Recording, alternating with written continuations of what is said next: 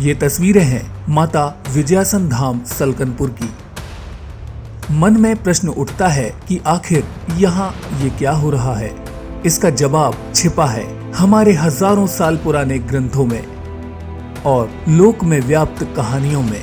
300 वर्ष पूर्व बंजारों के समूह को मिली थी बालिका। उस बालिका की और बंजारों के उस समूह की क्या कहानी है? श्रीमद् भागवत पुराण, मार्कंडेय पुराण और दुर्गा सप्तशती से इसका क्या संबंध है?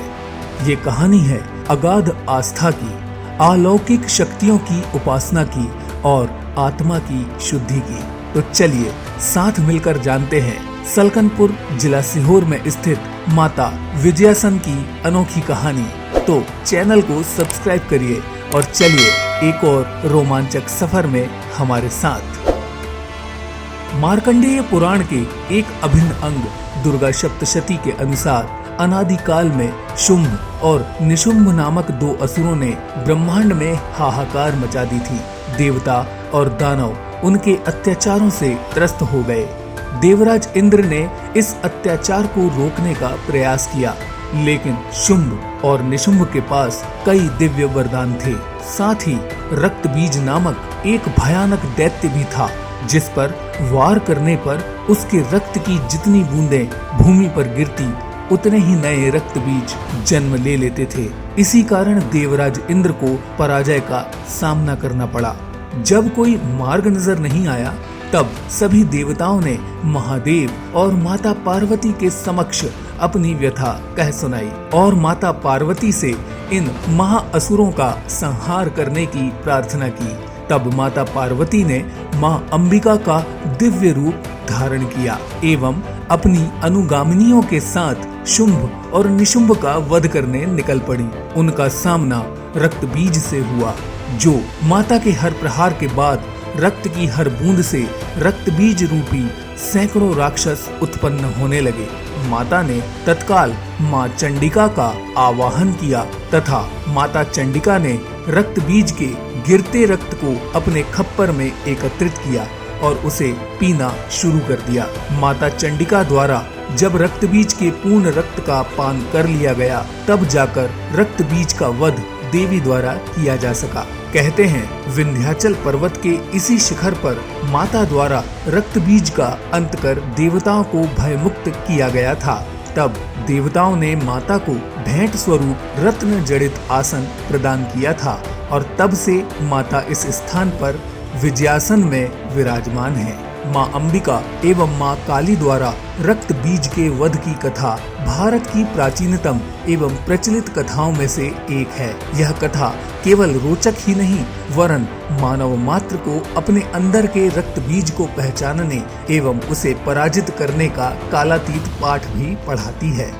एक दूसरी कहानी में आज से लगभग 300 वर्ष पूर्व यहाँ पशुओं का व्यापार करने वाले बंजारे इस स्थान पर विश्राम और चारे के लिए रुके। अचानक ही उनके पशु अदृश्य हो गए। बंजारे पशुओं को ढूंढने के लिए निकले तो उनमें से एक देवी भक्त वृद्ध बंजारे को एक विचरण करती हुई बालिका मिली।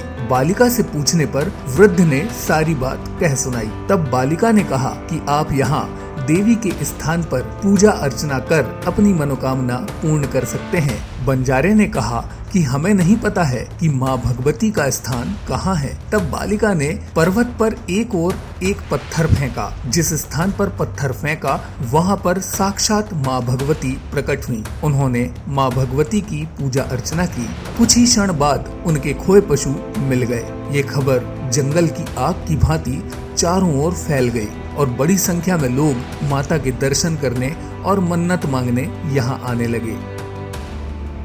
अब बात करते हैं इस घटना की। सलकनपुर माता मंदिर में स्वामी भद्रानंद ने तपस्या कर 64 योगिनियों के लिए एक स्थान स्थापित किया तथा मंदिर के समीप ही एक धूनी की स्थापना भी की और इस स्थान को चैतन्य किया था तथा धूनी में एक अभिमंत्रित चिमटा है, जिसे तंत्र शक्ति से अभिमंत्रित कर तली में स्थापित किया गया है।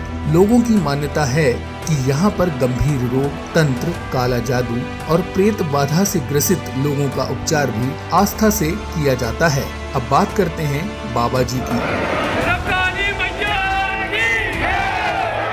इनके भीतर उपासना के दौरान देवी का अंश प्रवेश कर जाता है, जिसे लोक भाषा में देवी आना कहते हैं।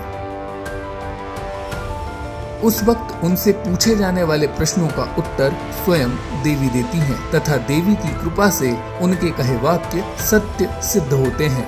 वहाँ मौजूद सभी लोग देवी के इस भक्त की निराली विधि को देख रहे हैं तथा अपने प्रश्न या मनोकामना देवी तक पहुँचाने का प्रयास करते हैं। उसी दौरान वहाँ मौजूद ये महिला अपने शिशु की नजर उतरवाने तथा उसे स्वस्थ रखने के लिए देवी आए हुए व्यक्ति के समीप अपने बच्चे को रखती है।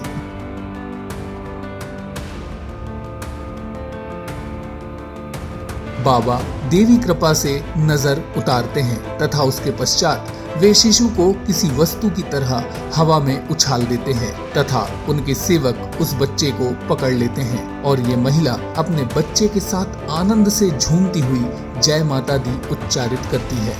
लंबे समय तक देवी के वास के बाद मंत्रोच्चार से बाबा की देवी शांत होती है। फिर वे निढाल होकर जमीन पर गिर पड़ते हैं। कुछ दर्शकों को ये दृश्य विचलित कर सकते हैं। हम किसी भी प्रकार से इस कार्य का समर्थन नहीं करते, पर तर्क पर आस्था सदैव भारी होती है। इस दिव्य माता मंदिर की कथा आप तक पहुंचाना हमारा काम है। तो आपको ये कहानी कैसी लगी हमें कमेंट सेक्शन में जरूर बताएं। चैनल को सब्सक्राइब करें और बने रहें सतपुड़ा अनटोल्ड टेल्स के साथ। नमस्कार, जय माता दी।